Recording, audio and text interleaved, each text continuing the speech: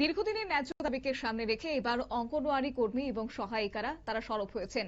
তাদের দীর্ঘদিন ধরে যে দাবি দেওয়া ছিল সেই দাবি নিয়ে পুনরায় সরব হয়েছে সমাজ কল্যাণ ও সমাজ শিক্ষা দপ্তরে উপস্থিত হয়ে তারা উচ্চ আদালতের রায়ের কপি জমা দেন এবং দ্রুত সেই রায় কার্যকর করার দাবি জানিয়েছেন।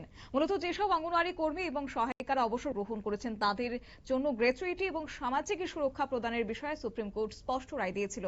সেই রায় অনুযায়ী তাদের প্রাপ্য আর্থিক সুরক্ষা নিশ্চিত করার নির্দেশ দেওয়া হয়। তবে এই রায়কে চ্যালেঞ্জ জানিয়ে রাজ্য সরকার পুনরায় উচ্চ আদালতের দ্বারস্থ হয়।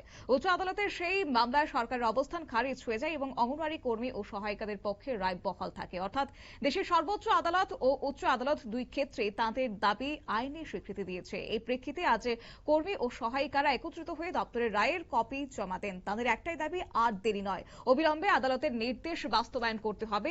গ্র্যাচুইটি সহ অন্যান্য সামাজিক সুরক্ষা সুবিধা দ্রুত প্রদান করতে হবে, যাতে অবসরপ্রাপ্ত কর্মীরা ন্যায্য অধিকার থেকে বঞ্চিত না হন। কি রয়েছে অঙ্গনওয়াড়ি কর্মী এবং সহায়িকাদের বক্তব্য, শুনুন।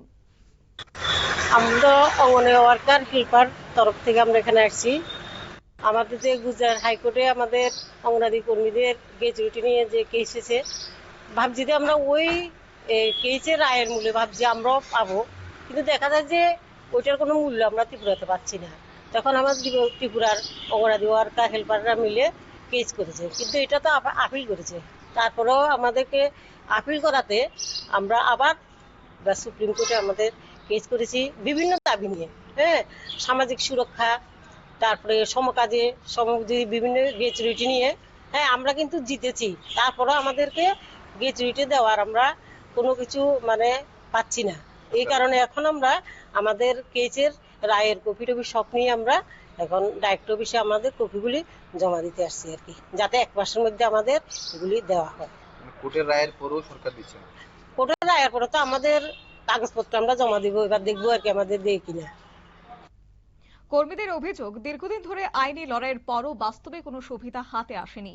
তাই তারা এবার প্রশাসনের কাছে স্পষ্ট বার্তা দিয়েছেন, আদালতের রায় কার্যকর না হলে আগামী দিনে বৃহত্তর আন্দোলনের পথে হাঁটতে বাধ্য হবেন।